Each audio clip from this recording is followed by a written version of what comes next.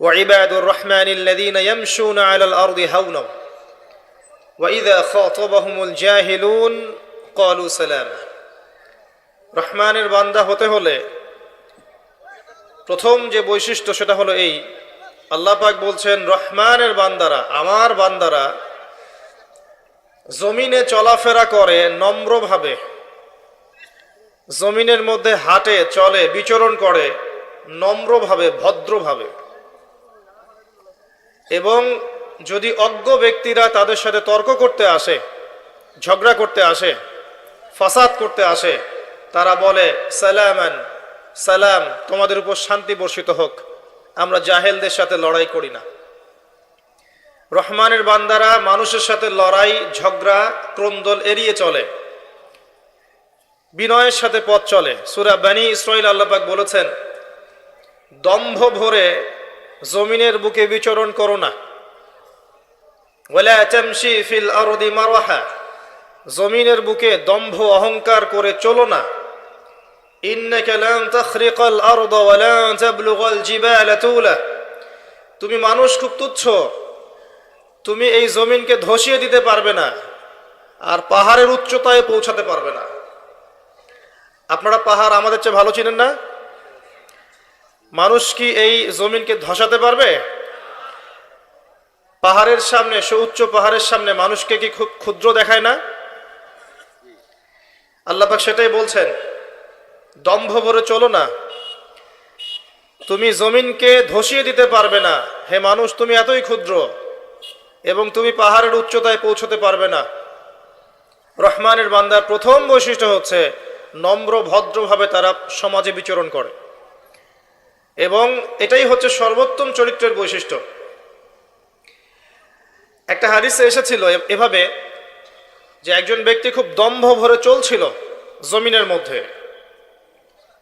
আল্লাহ রাব্বুল আলামিন তাকে সহ মাটিটাকে ধসিয়ে দিয়েছেন আযাব স্বরূপ। কিয়ামত পর্যন্ত সে মাটিতে ধসতেই থাকবে।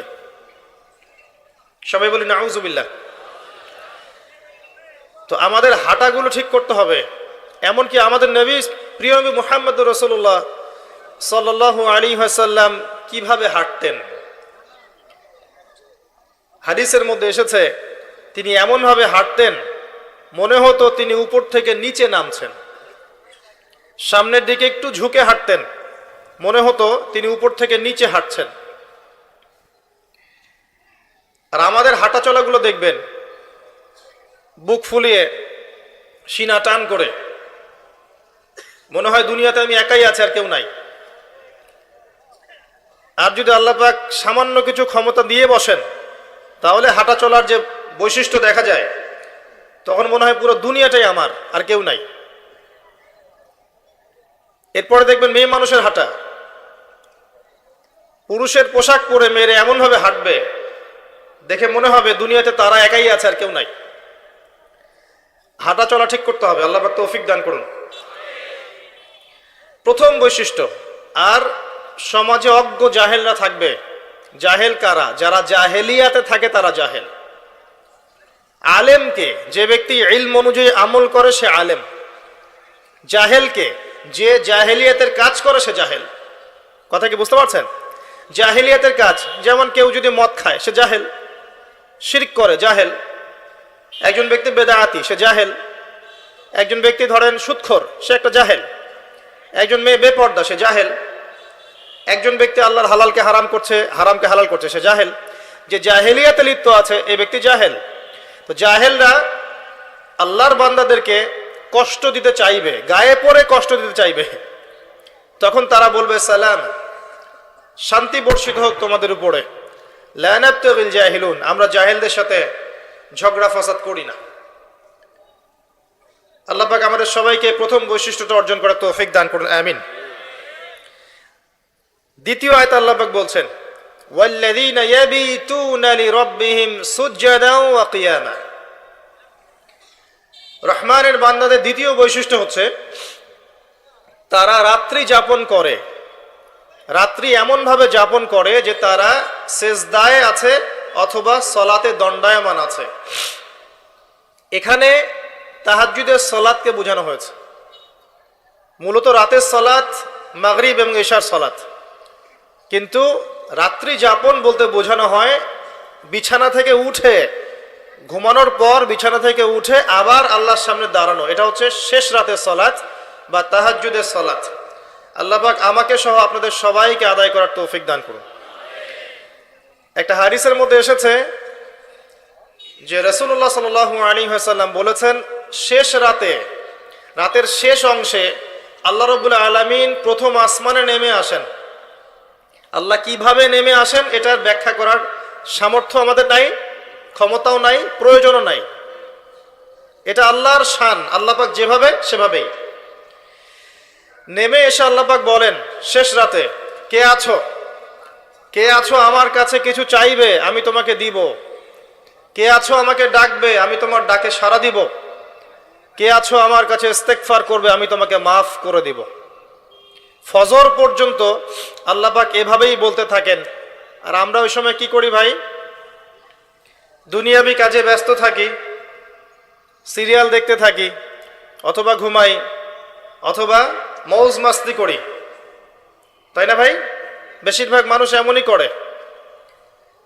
জান্নাতে স্পেশাল কিছু কক্ষ আছে, স্পেশাল কিছু গুরফা থাকে না, কিছু স্পেশাল ঘরবাড়ি। কমন বাড়ি এক জিনিস, স্পেশাল বাড়ি আর এক জিনিস না? স্পেশাল বোঝেন কি আমার কথা? ভাষা বুঝতে পারছেন? আমি অবশ্য আপনাদের ভাষা বুঝি না, আপনারা আপোষে কি বলেন আমি বুঝি না। তো যাই হোক, আমি চেষ্টা করছি যে ভাষা সবাই বোঝে সেই ভাষাই ব্যবহার করার জন্যে। স্পেশাল কিছু গুরফা বা কক্ষ আছে, এগুলো সেই সব মানুষদের জন্যে যারা নম্রভাবে মানুষের সাথে কথা বলে, যারা মানুষকে বেশি বেশি খাওয়ার খাওয়ায়। এই যে সামনে রমজান আসছে, বেশি থেকে বেশি ইফতার করাবেন, পারবেন না? যারা খাবারের দোকান দিয়েছেন, বেশি বেশি মানুষকে ফ্রি খাবার খাওয়াবেন, দেখবেন ইনশাআল্লাহ আপনার রুজিতে বরকত হবে। যারা নরম করে কথা বলে, বেশি বেশি খাবার খাওয়ায়, বেশি বেশি সালাম দেয় এবং বেশি বেশি রোজা রাখে, আর মানুষ যখন ঘুমিয়ে থাকে তখন তারা সালাত পড়ে, অর্থাৎ তাহাজ্জুদের নামাজ পড়ে, এইসব মানুষদের জন্য জান্নাতের স্পেশাল গুরফা বা কক্ষ আছে।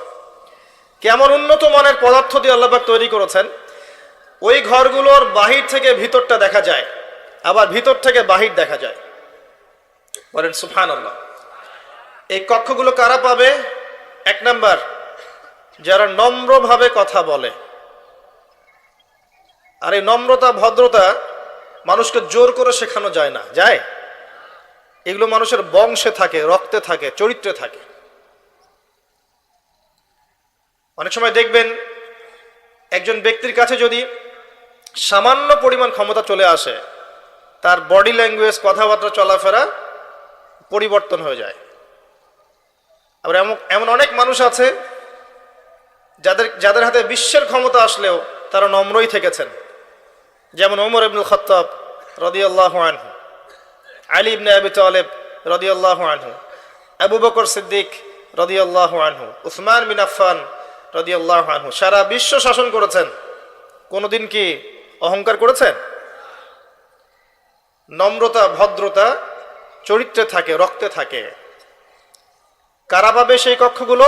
এক নম্বর, যারা নম্রভাবে কথা বলতে পারে। দুই নম্বর, যারা বেশি বেশি মানুষকে খাবার খাওয়ায়। তিন নম্বর, যারা বেশি বেশি সালামের প্রচার করতে পারে। চার নম্বর, যারা বেশি বেশি সওম রাখে, রোজা রাখে। আর পাঁচ নম্বর, মানুষ যখন ঘুমিয়ে থাকে তখন তারা সালাত পড়ে, অর্থাৎ তাহাজ্জুদের সালাত আদায় করে। আমি কিন্তু শেষে প্রশ্ন ধরব এবং 10 জনকে পুরস্কৃত করবো ইনশাআল্লাহ। মনোযোগের সাথে শুনবেন লেকচার। রাত্রি যাপন করে যারা আল্লাহর স্মরণে, অর্থাৎ তাহাজ্জুদের নামাজ যারা আদায় করে। এখন মনে করেন আপনি নিয়মিত তাহাজ্জুদ পড়েন, কোনোদিন উঠতে পারলেন না। আপনার ফজিলত হচ্ছে আপনি যে ঘুমিয়ে গেছেন ওই রাতে, ঘুমানোর বদলে আল্লাহ পাক আপনাকে নামাজের নেকি দিয়ে দিবেন ইনশাআল্লাহ। যারা নিয়মিত পড়ে, অন্তত পক্ষে 2টা রাকাত নামাজ পড়ে যদি ঘুমাতে পারেন, তাও রাতের নামাজের হক আদায় হবে ইনশাআল্লাহ। এখন আমরা তো ঘুমাই সবাই 12টার পরে, তাই না? ম্যাক্সিমামই 12টা, 1টা, 2টা। আর মাহফিলের সিজনে তো রাত্রে ঘুম হয় না, স্বাভাবিক। তো রাতের বেলা 2 রাকাত নামাজও যদি পড়েন, রাতের নামাজের হকটা আদায় হয়ে গেল, এবং এই সময় আপনি আল্লাহর কাছে যা চাইবেন ইনশাআল্লাহ আপনি তাই পাবেন। আল্লাহ পাক আহ্বান করতে থাকেন, কে আছো আমার কাছে চাইবে আমি দিব, কে আছো আমাকে ডাকবে আমি ডাকে সাড়া দিব, কে আছো আমার কাছে ইস্তেগফার করবে আমি তোমাকে মাফ করে দিব। আমরা দোয়া কবুলের জন্য অনেক সময় হুজুরদের কাছে ধন্না দেই, অথচ প্রত্যেক রাতেই আল্লাহ পাক আহ্বান করেন, আমাকে ডাকো আমি সাড়া দিব, চাও আমার কাছে আমি দিব, আমার কাছে দোয়া করো আমি দিব। যদি এটাও করতে না পারেন, অন্তত পক্ষে ঘুমানোর আগে সূরাতুল বাকারা এর শেষের 3টা আয়াত পড়ে ঘুমাবেন। কটা আয়াত? লিল্লাহি মা ফিস সামাওয়াতি ওয়া মা ফিল আরদ, এখান থেকে নিয়ে ফানসুরনা আলাল কওমিল কাফিরিন পর্যন্ত শেষের 3টা আয়াত পড়ে যদি ঘুমাতে পারেন, সারা রাত নফল নামাজের নেকি পাবেন ইনশাআল্লাহ। খুশি হচ্ছেন না নাকি আপনারা? সুবহানাল্লাহ কারো মুখ দিয়ে বের হচ্ছে না, ঘটনা কি? টাকা লাগবে নাকি বলতে? আচ্ছা, সূরা আলে ইমরান নাম শুনেছেন? এর শেষের 10টা আয়াতও যদি পড়ে ঘুমান ইনশাআল্লাহ এই নেকিটা পাবেন ইনশাআল্লাহ তাআলা। এছাড়াও রাত্রেবেলা পড়তে পারেন সূরা কাফিরুন, সূরা ফালাক, সূরা নাস, সূরা ইখলাস 3 বার করে, আয়াতুল কুরসি, আরো যদি সম্ভব হয় সূরাতুল মুলক। সূরা মুলক আপনাকে জাহান্নামের সূরা মুলক আপনাকে কবরের আযাব থেকে বাঁচাবে ইনশাআল্লাহ তাআলা। রহমানের বান্দাদের দ্বিতীয় বৈশিষ্ট্য হচ্ছে তারা রাত্রি জাগরণ করে, আল্লাহর স্মরণে দাঁড়ায় এবং সিজদা করে। আর সিজদায় বেশি বেশি দোয়া করবেন, নামাজের সিজদায় বেশি থেকে বেশি দোয়া করবেন, কারণ আল্লাহর রাসূল সাল্লাল্লাহু আলাইহি ওয়াসাল্লাম বলেছেন যে বান্দা সিজদায় আল্লাহর যত কাছে থাকে অন্য কোনো সময় সে এত কাছে থাকতে পারবে না। অতএব তোমরা এই সময় বেশি বেশি দোয়া করো, যা চাইবেন তাই পাবেন ইনশাআল্লাহ। সিজদারত অবস্থায় কি দোয়া করবেন? কোরআন এবং সুন্নাহ থেকে যতগুলো দোয়া আছে আপনি করতে পারবেন ইনশাআল্লাহ। সবচেয়ে সহজ বুদ্ধি বলছি, হিসনুল মুসলিম একটা বই আছে, কি নাম বলেন? হিসনুল মুসলিম বইটা অ্যাপসও পাওয়া যায়, গুগল প্লে স্টোরে অ্যাপস আছে। অ্যাপস তো বোঝেন? অ্যাপস বোঝেন এই যুগে মানুষ আছে নাকি? ওখানেও আছে হিসনুল মুসলিম বইটা, কিনেন অথবা ডাউনলোড করে নেন, দেখবেন সেখানে সমস্ত দোয়াগুলো দেয়া আছে। কোন কোন দোয়া আপনার প্রয়োজন সব দেয়া আছে, নিজের জন্য, পরিবারের জন্য, সমাজের জন্য, রাষ্ট্রের জন্য, শত্রুর সাথে, মিত্রর সাথে, সব দোয়া আপনি সেখানে পাবেন ইনশাআল্লাহ তাআলা। দোয়াগুলো করা যাবে ইনশাআল্লাহ। আর কিছু আমল নিয়মিত করবেন, মাহফিলে ওয়াদা করে যান। একটা হচ্ছে ডেইলি 100 বার সুবহানাল্লাহ বলবেন, পারা যাবে ইনশাআল্লাহ। প্রত্যেকদিন 100 বার বলবেন আস্তাগফিরুল্লাহ ওয়া আতুবু ইলাইহি, পারা যাবে? বলার চেষ্টা করবেন 100 বার সুবহানাল্লাহি ওয়া বিহামদিহি সুবহানাল্লাহিল আযীম, পারা যাবে? যদি বলেন সুবহানাল্লাহিল আযীম ওয়া বিহামদিহি, একবার বললে আপনার জন্য জান্নাতে একটা খেজুর গাছ নির্মাণ করা হবে, জমি আপনাকে দিয়ে দেওয়া হয়েছে, আপনি বাগান বানাতে পারবেন এখানে বসে বসে। দুনিয়াতে বসে বসে পড়বেন সুবহানাল্লাহি ওয়া বিহামদিহি সুবহানাল্লাহিল আযীম, সুবহানাল্লাহিল আযীম ওয়া বিহামদিহি, আপনার জান্নাতে গাছ রোপণ হয়ে যাবে ইনশাআল্লাহ তাআলা। প্রত্যেকদিন 10 বার, সকালে 10 বার, সন্ধ্যায় 10 বার দরুদ শরীফ পড়া যাবে। এতটুকু বলা যাবে আল্লাহুম্মা সাল্লি আলা মুহাম্মাদ ওয়া সাল্লিম, আল্লাহুম্মা সাল্লি আলা মুহাম্মাদ ওয়া সাল্লিম, এতটুকু বলা যাবে ইনশাআল্লাহ। বেশি থেকে বেশি বলতে পারবেন চলতে ফিরতে, লা হাওলা ওয়ালা কুওয়াতা ইল্লা বিল্লাহ, বলা যাবে। আল্লাহর স্মরণে বলা যাবে হাসবি আল্লাহ ওয়া নি'মাল ওয়াকিল, পড়া যাবে। চলতে ফিরতে পড়া যাবে আলহামদুলিল্লাহ, আল্লাহু আকবার, পড়া যাবে। লা ইলাহা ইল্লাল্লাহ পড়া যাবে ইনশাআল্লাহ। আল্লাহ পাক তৌফিক দান করুন। তাহলে রহমানের বান্দা দ্বিতীয় বৈশিষ্ট্য, রাতের বেলা তারা সালাত আদায় করে এবং তারা এই দোয়াটা করে। কোন দোয়াটা? তৃতীয় আয়াতে আল্লাহ পাক বলছেন ওয়াল্লাযীনা ইয়াকুলুন, এবং যারা বলে, কি বলে? রব্বানা সরিফ আন্না আযাব জাহান্নাম ইন্না আযাবাহা কানা গরামা ইন্নাহা সাআত মুস্তাকাররা ওয়া মুকামা। আল্লাহ পাক বলছেন রহমানের বান্দারা রাত্রি জাগরণ করে, সেজদা দেয়, কিয়াম করে এবং এই দোয়াটা করে, রব্বানা, হে আমাদের প্রতিপালক, ইসরিফ আন্না আযাব জাহান্নাম, আমাদেরকে জাহান্নামের আযাব থেকে বাঁচান, আমাদেরকে জাহান্নামের আগুন থেকে হেফাজত করুন, রক্ষা করুন। ইন্না আযাবাহা কানা গরামা, নিঃসন্দেহে জাহান্নামের শাস্তি প্রচন্ড ভয়ঙ্কর। অর্থাৎ সেজদায় তারা আল্লাহর কাছে জাহান্নামের আগুন থেকে আশ্রয় চায়। এই দোয়া না করতে পারলেও এটা তো বলতে পারেন, আল্লাহুম্মা আতিনা ফিদ দুনিয়া হাসানা ওয়া ফিল আখিরাতি হাসানা ওয়া কিনা আযাবান নার, এই তো এটাও হয়ে গেল। অথবা সকালে সন্ধ্যায় 7 বার বলতে পারবেন, আল্লাহুম্মা আজিরনি মিনান নার, আল্লাহুম্মা আজিরনি মিনান নার। ইনশাআল্লাহ ওই ব্যক্তি সারাদিনে মারা গেলে জাহান্নাম থেকে বেঁচে যাবে, রাতের বেলা মারা গেলে জাহান্নাম থেকে বেঁচে যাবে ইনশাআল্লাহ। সবচেয়ে সহজ এটা, আল্লাহুম্মা আজিরনি মিনান নার। অথবা এটাও বলতে পারেন, রব্বানা আসরিফ আন্না আযাব জাহান্নাম ইন্না আযাবাহা কানা গরামা। আসেন, জাহান্নাম নিয়ে বর্ণনা দিতে গেলে আজকে সারা রাত চলে যাবে। কয়েকটা শাস্তি বলি, কয়েকটা, যেই শাস্তিগুলো রাসূলুল্লাহ সাল্লাল্লাহু আলাইহি ওয়াসাল্লাম মেরাজের রাতে গিয়ে দেখে এসেছেন। মেরাজুন নবীর সময় চলছে না এখন। গতকালকে আমি এই বিষয়ে বিস্তারিত আলোচনা করেছি, এই জন্য আমি এখানে বিস্তারিত কথা বললাম না। শুধু এতটুকু বলছি, মেরাজের রাতে নবী সাল্লাল্লাহু আলাইহি ওয়াসাল্লাম যে শাস্তিগুলো দেখে এসেছেন তার কয়েকটা বলছি আপনাকে। জাহান্নামের শাস্তি, এটা এখন কোথায় দেয়া হচ্ছে? দেয়া হচ্ছে সিজ্জিনে। কোথায়? বারজাখের জীবনে। এই জীবনটা আপনি ব্যাখ্যা করতে পারবেন না বিজ্ঞান দিয়ে, কারণ বিজ্ঞান অতদূর পর্যন্ত দৌড়াতে পারেনি এখনো। কথা বুঝতে পারছেন? আমি তো বারবার বলি, বিজ্ঞানকে জিজ্ঞাসা করবেন রূহ বা আত্মা কাকে বলে, সে শেষ, ওর দৌড় শেষ। রূহ বা আত্মা কাকে বলে, এটা কি কঠিন না তরল না বায়বীয় না কি, এটা জিজ্ঞাসা করেন সায়েন্সকে, উত্তর দিতে পারবে? একজন ব্যক্তি জীবিত, একজন মৃত, কি নাই? মৃত মানুষের মধ্যে কি নাই? রূহ নাই, আত্মা নাই। এটা কেউ ব্যাখ্যা করতে পারবে? ও গবেষণাগারে প্রমাণ করতে পারবে? তাহলে যে এটাই পারে না, কমন কিছু প্রশ্নের উত্তর দিতে পারে না, কিছু সায়েন্টিফিক আর টেকনোলজিক্যাল রেভলিউশন দেখে ওর পিছনে নাচার কোনো মানে আছে? যদি বলে মোসাফা করবো না, তাহলে কি মোসাফা করবো না? ও বলছে মোসাফা করবেন না, অসুস্থ হয়ে যাবেন। প্রতিদিন 100 মানুষের সাথে মোসাফা করি, আল্লাহ পাকের রহমতে অসুস্থ হয়নি। ও সত্য না আল্লাহ সত্য? আশ্চর্য বিষয়, আমরা এখন এমন একটা কনসেপ্ট লালন করি যে ও যা বলবে তাই সত্য।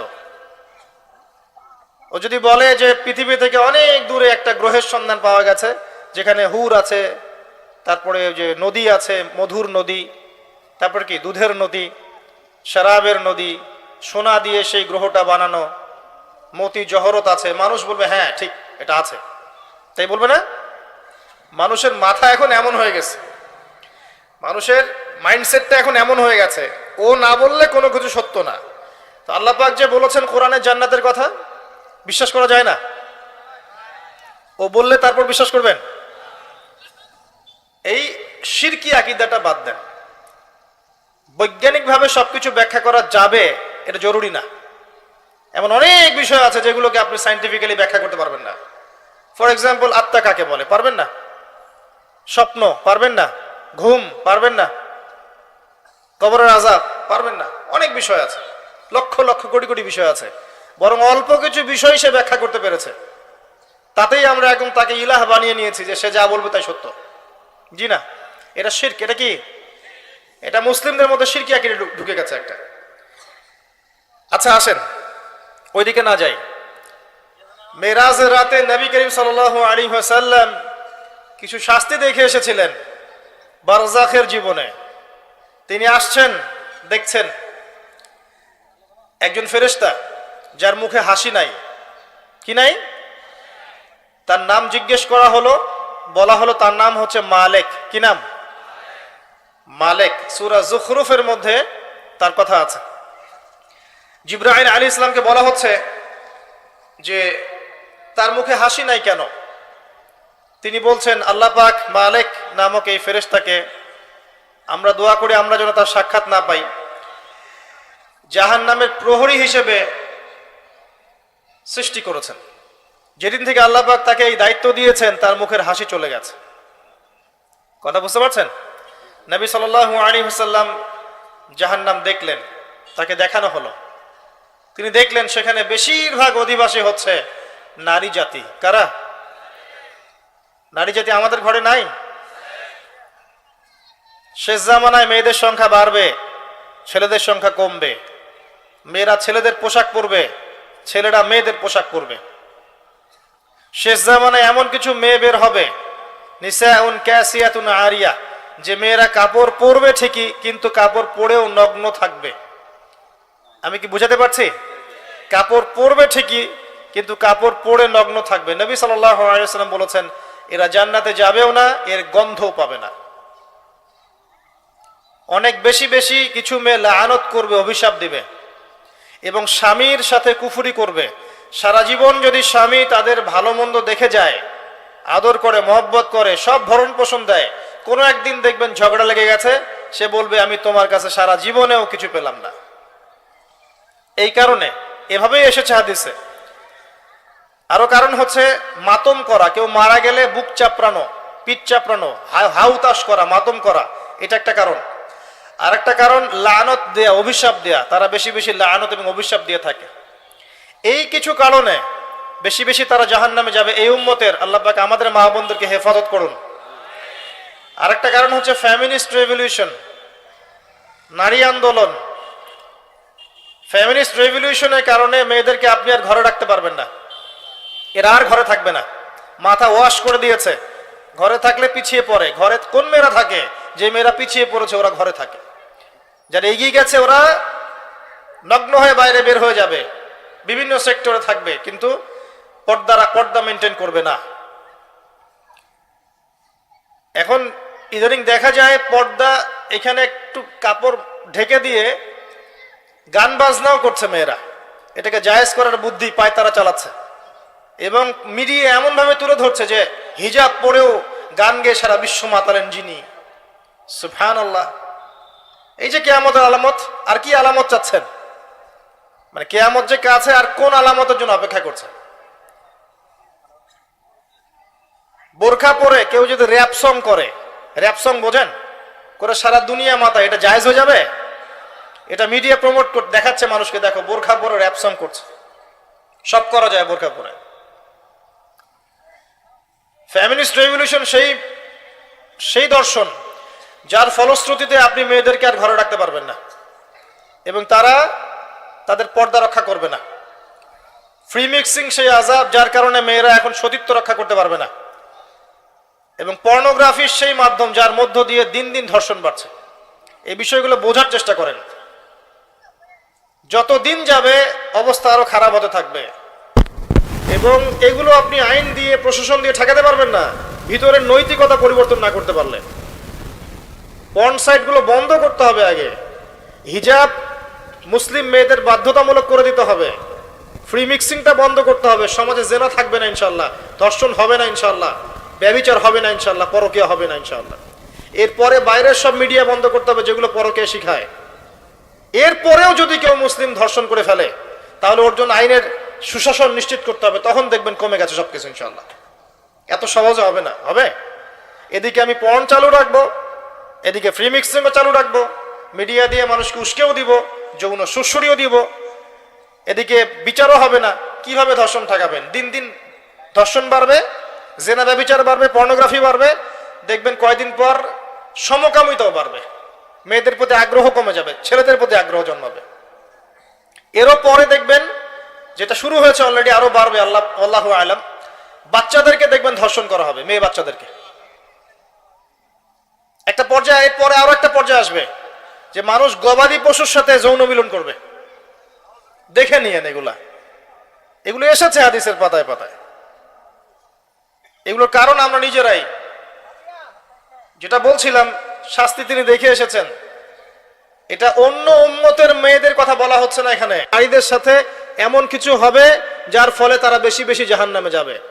আপনি ভাবেন, চিন্তা করেন যে এই উম্মতের নারীদের সাথে কি হয়েছে এমন যার ফলে তারা বেশি বেশি জাহান্নামে যাবে। ভাবেন, তিনি দেখে এসেছেন শাস্তি। জাহান্নামে বেশি বেশি মানুষ যাচ্ছে যারা অহংকারী এবং উদ্ধত। যার মনের মধ্যে অহংকার আছে সে ব্যক্তি জান্নাতে যাবে না। যার মনের মধ্যে অহংকার আছে সে কখনো জান্নাতে যাবে না। ইসলামিক ব্যক্তিত্ব হয়েও যদি দেখেন, আপনার অনেক বড় ডিগ্রি, সার্টিফিকেট, মাওলানা, শায়েখ, অমুক তমুক, কিন্তু মনের মধ্যে অহংকার আছে, সেই ব্যক্তিও জান্নাতে যাবে না। এজন্যই আমরা বলি, রিকোয়েস্ট করি যে ইসলামিক ব্যক্তিত্বদেরকে নিয়ে এত বেশি শোডাউন করতে যাবেন না। শোডাউন করতে গেলে তাদের মনের মধ্যে রিয়া আসতে পারে, অহংকার আসতে পারে, মনে হতে পারে আমি অনেক কিছু হয়ে গেছি, কিন্তু আদতে সে কিছুই হয়ে যায়নি। এগুলো মানুষের মধ্যে অহংকার নিয়ে আসে, রিয়া নিয়ে আসে। এটা কত সূক্ষ্ম জানেন? অন্ধকার রাত, অন্ধকার রাত, তার মধ্যে কালো পাথর, এই কালো পাথরে কালো পিঁপড়া হেঁটে যাচ্ছে, আপনি কি তাকে দেখতে পারবেন? এই হচ্ছে রিয়া এবং অহংকারের এক্সাম্পল দিয়েছেন নবী সাল্লাল্লাহু আলাইহি ওয়াসাল্লাম। এগুলো বন্ধ করে দেন। আপনাদেরকে আল্লাহ বোঝার তৌফিক দান করুন। আমরা সবাই আল্লাহর বান্দা, সবাইকে আল্লাহর কাছে ফিরে যেতে হবে। কেউ বলতে পারবো না যে আমি জান্নাতে যাচ্ছি, ও জাহান্নামে যাবে, পারবে? যাদেরকে নিয়ে বাড়াবাড়ি করছেন, অনেক সময় দেখা যাবে তারই পরকালে ঠিক নাই। যাকে দেখে আপনি মনে করছেন ইসলাম তার মধ্যে ভর্তি, অথচ বাস্তবতা হচ্ছে ভিতরে ইসলামের কিছুই নাই। এমন অনেক মানুষ আছে। হ্যাঁ, আবার এমন অনেক আল্লাহর ওলি আছে এই জমিনের মধ্যে যাদেরকে দেখলে আপনার কাছে সেলিব্রিটি মনে হবে না। হ্যাঁ, যারা ওই যে রাত্রেবেলা তাহাজ্জুদ পড়ছে, মানুষকে দিন শেখাচ্ছে, পায়ে ধুলো মলিন, মানুষ আল্লাহর পথে দাওয়াতি কাজ করছে। অনেক মানুষ আছে এমন, যাদেরকে আপনি দেখেননি, ফেসবুকে আসেনি, ইউটিউবে আসেনি, আছে না? তারা আছে বলেই ইসলাম টিকে আছে এখন।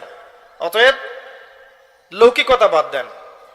বেশি বেশি জাহান্নামে যাবে অহংকারীরা, উদ্ধত মানুষেরা। নবীজি দেখে এসেছেন এক শ্রেণীর মানুষকে দুটো গোশত দেয়া হয়েছে। সামনে আছে ভালো গোশত, পাশে আছে পচা গোশত, নোংরা গন্ধ, দুর্গন্ধযুক্ত পচা গোশত। তো এই ব্যক্তিরা পচা গোশত খাচ্ছে, ভালো গোশত খাচ্ছে না। নবী সাল্লাল্লাহু আলাইহি ওয়াসাল্লাম জিজ্ঞাসা করলেন, যখন নবীর নাম নেওয়া হবে সাল্লাল্লাহু আলাইহি ওয়াসাল্লাম পড়বেন, এরা কারা, কেন শাস্তি দেওয়া হচ্ছে? তাকে বলা হলো, এরা আপনার উম্মতের সেই সব ব্যক্তি যাদের ঘরে স্ত্রী ছিল, বাইরে পরকিয়া করেছে, যাদের ঘরে স্বামী ছিল, বাইরে পরকিয়া করেছে। কথা কি বুঝতে পারছেন? পবিত্র দেহ ছিল ঘরে, সেটা পছন্দ হয়নি, নোংরা দেহ খেয়েছে, এজন্য জাহান্নামে নোংরা গোশত খাওয়ানো হচ্ছে, পবিত্র গোশত খেতে পারছে না। সবাই পড়েন নাউজুবিল্লাহ। যদি আপনার সামর্থ্য থাকে, আপনি একাধিক বিয়ে করেন না, কি সমস্যা? আপনি যদি ভরণ পোষণ দিতে পারেন, আপনি যদি সাম্য রক্ষা করতে পারেন, আপনার মধ্যে যদি ওই সব কোয়ালিটি থেকে থাকে, আপনি চাইলে করতেও পারেন। এটা বাধ্যতামূলক নয়, বাট আপনি চাইলে করতেও পারেন। এতে করে আপনার পরকীয়ার প্রতি যে ব্যাপারটা, এটা থাকবে না ইনশাআল্লাহ। শুধু তাই নয়, আপনি এতিমের দায়িত্ব নেন, বিধবার দায়িত্ব নেন, ডিভোর্স মেয়েদেরকে দায়িত্ব নেন, এমন কিছু করেন যাতে আপনি বিয়েটা আল্লাহর জন্য হয় এবং এই বিয়ের জন্য আপনি আল্লাহর কাছে নেকি পাবেন। বড় মনের পরিচয় দেন। যদি আপনার পরকীয়াতেই এত আগ্রহ থাকে, আল্লাহর ওয়াস্তে বিয়ে করে ফেলেন, কি সমস্যা? হালাল নেন, হালালে থাকেন। যেটা হালাল সেটা হালালি। সারা দুনিয়ার মানুষ যদি হালালকে ছিছি করে, হালাল কখনো ছিছি হয়ে যাবে না। যেটা হারাম সেটা হারামি। সারা দুনিয়ার মানুষ যদি বলে হারাম অনেক ভালো, হারাম অনেক ভালো, হারাম কোনোদিন ভালো হয়ে যাবে না। জেনা জেনাই, পরকীয়া পরকীয়াই। এটা আপনি বিয়ে করেছেন, এটা পবিত্র, এটা পবিত্রই। পবিত্রের মধ্যে থাকেন, আল্লাহ পাক বারাকা দিবেন ইনশাআল্লাহ। তো এটা শাস্তি তিনি দেখে এসেছেন। আরো দেখে এসেছেন, যুবকরা ভালো করে শোনেন, যুবতীরাও শোনেন, একটা চুলা দেখে এসেছেন নবী সাল্লাল্লাহু আলাইহি ওয়াসাল্লাম। চুলার নিচের দিকটা হচ্ছে প্রশস্ত আর মাথাটা চিকন, এমন শেপটা অনেকটা, আল্লাহ ভালো জানেন, আমি বুঝাচ্ছি, বোঝানোর জন্য বলছি, হয়তো বা এমন মাথাটা গোল, এটা এভাবে রাউন্ড করা, চুলা দেখে এসেছেন, ভিতরে কিছু মানুষ আছে, নিচে আগুন জ্বলছে, যখন নিচ থেকে আগুনের ফুলকি উঠছে দাউ দাউ করে, তখন মানুষগুলো নিচ থেকে উপরে উঠছে, আর যখন আগুনের তেজ কমে যাচ্ছে মানুষগুলো নিচে নেমে যাচ্ছে, এভাবে শাস্তি চলছে চলছে। নবী সাল্লাল্লাহু আলাইহি ওয়াসাল্লাম জিজ্ঞাসা করলেন এরা কারা? তাকে বলা হচ্ছে এরা হচ্ছে আপনার উম্মতের সেই সব ব্যক্তি যারা জিনা করেছে। আমার কথা কি বুঝতে পারছেন? আপনার বান্ধবীর সাথে আপনি যা করছেন এটা জিনা, তার সাথে আপনি ফোনে কথা বলা থেকে শুরু করে রিকশায় ঘোরা, কফি খাওয়া, অনলাইনে চ্যাটিং করা, ডেটিং করা, বিছানায় যাওয়া, যা করছেন সবই জেনা। শুধু ফিজিক্যাল সম্পর্কটাই জেনা নয়, তার আগে যতগুলো ধাপ পার করে আসছেন সেগুলো জেনা। আল্লাহ পাক বোঝার তৌফিক দান করুন। এবং মেয়েরাও যা করছে ছেলেদের সাথে, বয়ফ্রেন্ডের সাথে, সবই জেনা। চুলাটার কথা মনে রাখবেন। এবং আমরা মাঝে মাঝে এরকম জেনার দিবসও করছি, যখন মানুষ ইউনিভার্সাল জিনা করছে। যে পাপের কারণে 1 বছর বহিষ্কার করতে হয় মুসলিম সমাজ থেকে, 100 বেত্রাঘাত করতে হয়, সেটাকে আমরা নাম দিয়ে দিচ্ছি কাছে আসার গল্প। আল্লাহ পাক যেখানে বলছেন লা তাকরাবু জিনা, জিনার কাছেও যেও না, এই যে পানি খেও না, না এই পানিটা ধরতেও যেও না। কথা কি বুঝাতে পারছি আমি? এই পানিটা খেও না এমনটা বলা হয় নাই, এটা ধরতেও যেও না। আর আমরা ধরছি, বলছি এটাই কাছে আসার গল্প। একটা নাস্তিক, একটা মোরতাদ, এক ইসলামের দুশ্মন যদি কোরআনকে ছুঁড়ে ফেলে দেয়, এটা যত বড় অবমাননা, একজন মুসলিম হিসেবে আমি যে আয়াতগুলোকে মানছি না তার চেয়ে বড় অবমাননা। কথা কি বোঝা যায়? আসেন, এই শাস্তি দেখে আসলেন, তিনি আরো সামনে গিয়ে চললেন। তাকে দেখানো হচ্ছে এক শ্রেণীর মানুষ, জিহ্বাটা টানা হচ্ছে, আগুনের কেচি দিয়ে কেটে দেয়া হচ্ছে, আবার টানা হচ্ছে, কেচি দিয়ে কেটে দেয়া হচ্ছে। নবী জিজ্ঞাসা করলেন সাল্লাল্লাহু আলাইহি ওয়াসাল্লাম কারা এরা? নবীজিকে বলা হচ্ছে আপনার উম্মতের সেই সব বক্তা, সেই সব ব্যক্তি যারা ছিল ওয়াইজ এবং বক্তা, নাউযু বিল্লাহি মিন যালিক, যারা কথা অনুযায়ী কাজ করতো না, মানুষকে বলতো নিজেরা করতো না। আল্লাহর কসম, এই কথাটা এখন বলতে আমার ভয় লাগছে। মানে এই চেয়ারগুলোতে যারা বসবে তাদের অবস্থা আরো বেশি খারাপ। কি বলবো আপনাকে, আর আমি কি বুঝাবো? আমরা নিজেরাই বিপদের মধ্যে আছি। আমি যতটুকু জানি, আমি মনে হয় তার 30-40% আপনাদেরকে বলতে পারি না, আর আমি যতটুকু বলি মনে হয় যে তার 50% করতে পারি না। সব মিলিয়ে ভয় লাগে, কি বলবো। এই জন্য অতটুকুই বলতে চেষ্টা করি যেটা আমি করি, তার মধ্যে অনেক গ্যাপস থেকে যায়। আল্লাহ পাকের কাছে দোয়া করি আল্লাহ যেন মাফ করে দেন। খুব ডিফিকাল্ট। এটা হচ্ছে তাদের কথা যারা কোরআন সুন্নাহর জ্ঞান নিয়ে কথা বলছে, আর যাদের এইসব জ্ঞানই নাই, জাহেল মূর্খ, এরা যখন জনগণকে নিয়ে কথা বলে তখন তাদের কি অবস্থা হতে পারে চিন্তা করেন। তিনি আরো সামনে এগিয়ে গেলেন, দেখলেন এক শ্রেণীর মানুষ শুয়ে আছে, মাথার সামনে কিছু ফেরেশতা, পাথর আছে হাতে, পাথর, মাথা ফাটিয়ে দেওয়া হচ্ছে, মাথা চূর্ণ বিচূর্ণ হয়ে যাচ্ছে, পাথরটা ছিটকে দূরে চলে যাচ্ছে, আবার পাথর নিয়ে আসা হচ্ছে, এই সময় মাথা আবার জোড়া লেগে যাচ্ছে, আবার মাথা ফাটিয়ে দেওয়া হচ্ছে। এরা কারা? নবী সাল্লাল্লাহু আলাইহি ওয়াসাল্লামকে বলা হলো এরা আপনার উম্মতের সেই সব ব্যক্তি যারা আজান শুনতো, নামাজ না পড়ে ঘুমিয়ে থাকতো। আছে আমাদের মধ্যে এমন ব্যক্তি? এই শাস্তিগুলো কিন্তু এমনি এমনি নয়, এগুলো কোনো গল্প নয়, আমি কোনো কেচ্চা কাহিনী বলছি না আপনাদেরকে। এগুলো মেরাজের রাতে নবী সাল্লাল্লাহু আলাইহি ওয়াসাল্লাম দেখে এসেছেন, আল্লাহ তাকে দেখিয়েছেন।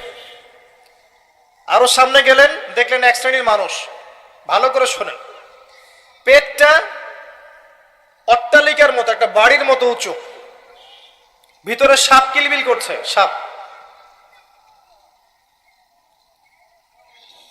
এবং আরেকটা জায়গায় এসেছে রক্তের নদীতে ফেলে এদের মাথা ফাটানো হচ্ছে। আরেকটা জায়গায় এসেছে পাথর খাচ্ছে। তিনটা কথা এসেছে। জিজ্ঞেস করা হলো যে এরা কারা? নবী সাল্লাল্লাহু আলাইহি ওয়াসাল্লামকে বলা হচ্ছে এরা আপনার উম্মতের সেই সব ব্যক্তি, listen to me very carefully, এরা আপনার উম্মতের সেই সব ব্যক্তি যারা ছিল সুদখোর। আর আমার চেয়ে আপনারা ভালো জানেন সুদ কাকে বলে। 100 টাকা দিয়েছি, 110 টাকা দিতে হবে, এর নাম সুদ। আর 100 টাকা দিয়ে ব্যবসা করেন, লাভ হলে লাভ, লস হলে লস, এর নাম ব্যবসা। আল্লাহ পাক দ্বিতীয়টা হালাল করেছেন, প্রথমটা হারাম করেছেন। আর আমাদের মধ্যে এখন এমন মানুষ খুব কম আছে, 0.5% হয়তো বা নাই, যারা সুদ খায় না। আর 4 শ্রেণীর মানুষকে নবী সাল্লাল্লাহু আলাইহি ওয়াসাল্লাম অভিশাপ দিয়েছেন। নবী নিজে অভিশাপ দিয়েছেন, যে খায় সুদ, যে দেয়, যে সাক্ষী থাকে, যে লিখে রাখে। এটা শোনার পরেও যদি আপনার এতই খেতে মন চায়, গো অ্যাহেড, আপনি খান। আপনার জন্য মুহাম্মদ সাল্লাল্লাহু আলাইহি ওয়াসাল্লাম কিয়ামতের মাঠে অপেক্ষা করবেন ইনশাআল্লাহ। খান আপনি, বলেই তো যাচ্ছি দিনের পর দিন, খান, খেতে থাকেন। সুদী চাকরির জন্য জীবনটা উজাড় করে দেন, পরে দেখবেন এমন একটা অবস্থা হবে যে মৃত্যুর পরে সন্তানরা সম্পত্তি নিয়ে ভাগাভাগিতে বসে যাবে দাফন করার আগে।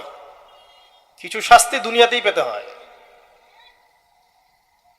নবী সাল্লাল্লাহু আলাইহি ওয়াসাল্লাম বলেছেন এই পাপের 73টা শাখা আছে, যার সবচেয়ে নিম্ন শাখা হচ্ছে নিজের মাকে ধর্ষণ করা, নাউজুবিল্লাহ। নিজের মাকে বিয়ে করা, নিজের মায়ের সাথে জেনা করা, এটা রিবার সবচেয়ে নিম্ন স্তরের পাপ। আর সবচেয়ে উঁচু স্তরের পাপটা কি? সূরা বাকারা খোলেন, 279 থেকে আয়াতগুলো পড়তে থাকেন। আল্লাহ বলেছেন ইয়া আইয়ুহাল্লাযীনা আমানু, হে মুমিনগণ, ইত্তাকুল্লাহ, আল্লাহকে ভয় করো, ওয়া যারু মা বাকিয়া মিনার রিবা, সুদের অবশিষ্ট অংশ ছেড়ে দাও, ইন কুনতুম মুমিনিন, যদি প্রকৃত অর্থেই মুমিন হয়ে থাকো। ওয়া ইল্লাম তাফআলু, তোমরা যদি এই কাজটা না করো, না হলে জাহাজটা ডুবে যেত, শিরক হবে। অগণিত অসংখ্য ক্ষেত্র আছে যেখানে শিরক হতে পারে, কথায়, কাজে এবং চিন্তায়। আপনাকে জানতে হলে পড়তে হবে কিতাবুত তাওহীদ। কোন বই? কিনেন, পড়েন, এটা বললে অনেক সময় যাবে। কিতাবুত তাওহীদ।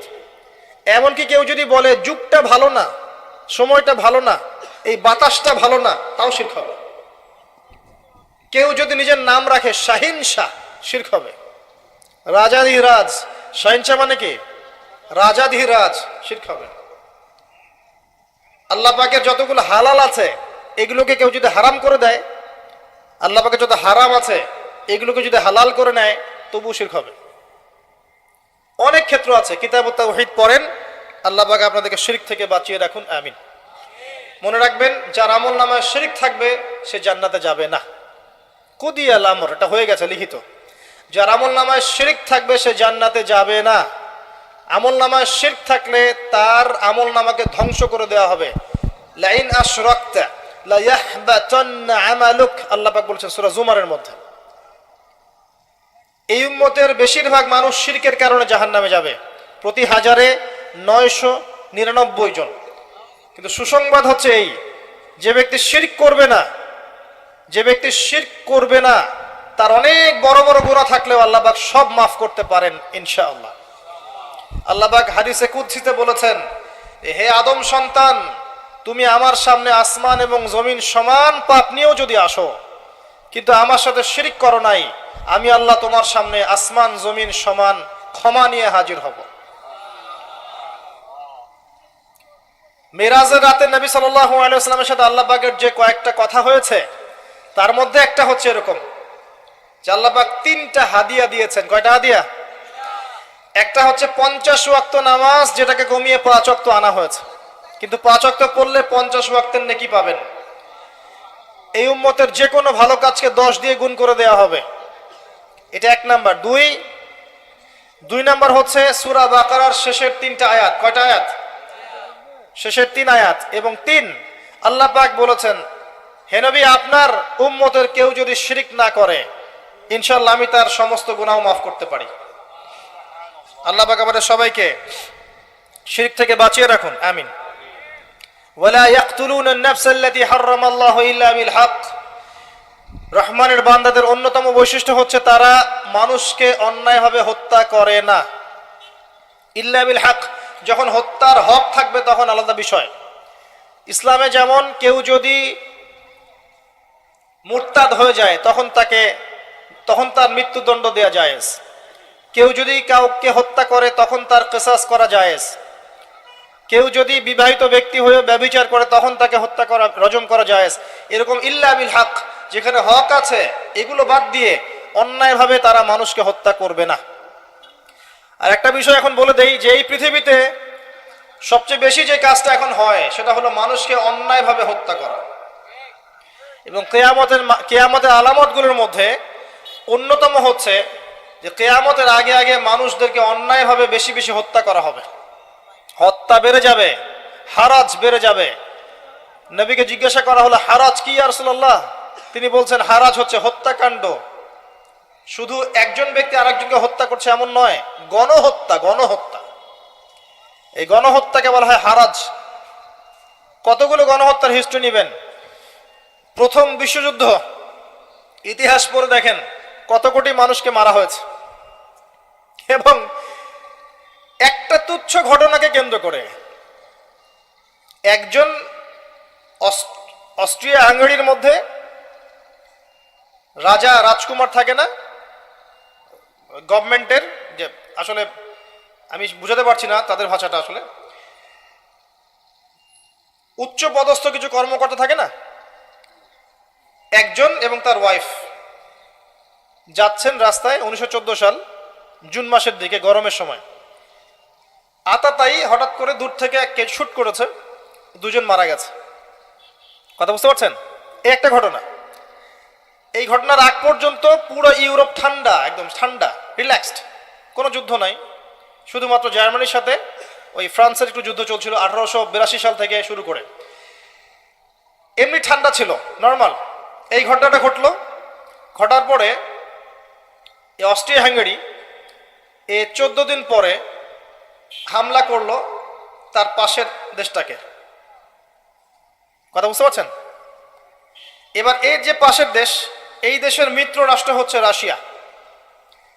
সে তার পাশে এসে দাঁড়ালো যে আমার বন্ধুকে কেন আক্রমণ করা হচ্ছে, আমি পাশে দাঁড়াবো আর কি। কথা বুঝতে পারছেন? এবার রাশিয়ার সাথে আবার বন্ধুত্ব এদিকে ফ্রান্সের, সেও আবার এদিক থেকে হামলা শুরু করলো। এখন অস্ট্রিয়া হাঙ্গেরির বন্ধু হচ্ছে জার্মানি আবার এর সাথে যোগ দিল। দেখেন, একটা ঘটনা থেকে আস্তে আস্তে এই দুই দেশ 2 থেকে 3, 3 থেকে 4, 4 থেকে 5, 5 থেকে 6, তারপরে আবার আসলো এদিকে বুলগেরিয়া, সরি ভুল বলেছে, বেলজিয়াম, বুলগেরিয়া না, বেলজিয়াম। তারপরে আসলো ব্রিটেন, শেষের দিকে ইউএসএ। একটা করে দেশ, ম্যাসাকার। 10 বছরের মধ্যে এখানে কয়েক কোটি মানুষ শেষ। ফার্স্ট ওয়ার্ল্ড ওয়ার পড়ে দেখেন হিস্ট্রিগুলো, শুধু এখানেই কয়েক কোটি মানুষ মারা গেছে। সেকেন্ড ওয়ার্ল্ড ওয়ার, ওখানে গিয়ে দেখেন, ওখানে আরো বেশি মানুষ, এর চেয়ে ডাবল মানুষ এখানে মারা গেছে। এবং এই যুদ্ধগুলো কিন্তু মুসলিমরা লাগায়নি, ভাগ্যিস। যখন আমাদের ইসলামের ইতিহাসে জিহাদের কিছু থাকে, ওগুলোকে তুলে নিয়ে ইসলামকে বিতর্কিত করে, অথচ ওদের পুরো হিস্ট্রি জুড়েই হত্যাকাণ্ড। এরপরেও দেখবেন ভিয়েতনামে, চায়নায়, মাও সেতুংয়ের সময়, ওইদিকে লেনিন স্ট্যালিনের সময়, সোভিয়েত ইউনিয়নে, এখনকার প্যালেস্টাইনে, এদিকে ইরাকে, যে সিরিয়ায়, আপনার এই যে লেবাননে, জর্ডানে, এই যে ইরানে, এইদিকে আপনাদের তো এই পাশেই আছে ওই যে আরাকানে, প্রতিটা জায়গায় যে অসংখ্য মানুষকে নির্বিচারে হত্যা করা হয়েছে। এগুলোর বিষয়ে মানবতার ধ্বজাধারীরা চুপ, কারণ রক্ত যেহেতু মুসলিমের। আল্লাহ পাক বলছেন রহমানের বান্দারা অন্যায়ভাবে কাউকে হত্যা করবে না। আপনাদেরকে তথ্য দিই একটা, রাসূলুল্লাহ সাল্লাল্লাহু আলাইহি ওয়াসাল্লাম যখন জীবিত ছিলেন এবং 4 খলিফার সময় পর্যন্ত সব মিলিয়ে হয়তো বা 100টা বা 110টার মতো যুদ্ধ হয়েছে। কথা বুঝতে পারছেন? 23 বছর নবী সাল্লাল্লাহু আলাইহি ওয়াসাল্লামের নবুয়ত জীবন, তারপরে আরো 30 বছর খেলাফত, আবু বকর, ওমর, উসমান, আলী রাদিয়াল্লাহু আনহুম আজমাইন। এই যে প্রায় 30, 20, 50, 53, এই 53 বছরের যে ঘটনা, এই 53 বছরের মধ্যে হয়তো দেখবেন আপনি 100 থেকে 110-20টা যুদ্ধ হয়েছে হাইয়েস্ট, এবং এর মধ্যে সব মিলিয়ে 10,000 মানুষও মারা যায় নাই। আমার কথা কি বুঝতে পারছেন? সব মিলিয়ে, শত্রু মিত্র সব মিলিয়ে 10,000 মানুষও মারা যায় নাই। হিস্ট্রি ঘেটে দেখেন, শুধু ফার্স্ট ওয়ার্ল্ড ওয়ারেই এরা কয়েক কোটি মানুষকে হত্যা করেছে। তারপরে এরাই মুসলিমদেরকে বলবে মুসলিমরা জঙ্গি, মুসলিমরা সন্ত্রাসী, আর আমরা এগুলো গিলবো, হজম করব। ইসলাম কখনো অন্যায়ভাবে মানুষকে হত্যা করা শেখায়? ইসলাম কখনো এটাও শিখিয়েছে জোর করে কাউকে মুসলিম বানাতে হবে? একজন মানুষ ইসলাম কবুল করবে না, তাকে কি জোর করে কবুল করানো যাবে? জায়েজ আছে? কোন আলেম বলেছে জায়েজ আছে? আল্লাহ নিজে বলছেন রহমানের বান্দা হতে হলে অন্যায়ভাবে কাউকে হত্যা করা যাবে না। সব সমস্যা ইসলামের সাথে, আর আমরা এগুলো হজম করি আর গিলি, কারণ আমরাও টেবিল উল্টাতে পারছি না। পড়াশোনা করেন, জ্ঞান অর্জন করেন, দেখবেন পৃথিবীতে একমাত্র শান্তি মানবতা রিলিজিয়নের নাম কি? কোনো সন্দেহ আছে? কোনো সন্দেহ নাই। আল্লাহ পাক আমাদেরকে প্রকৃত মুসলিম হওয়ার তৌফিক দান করুন।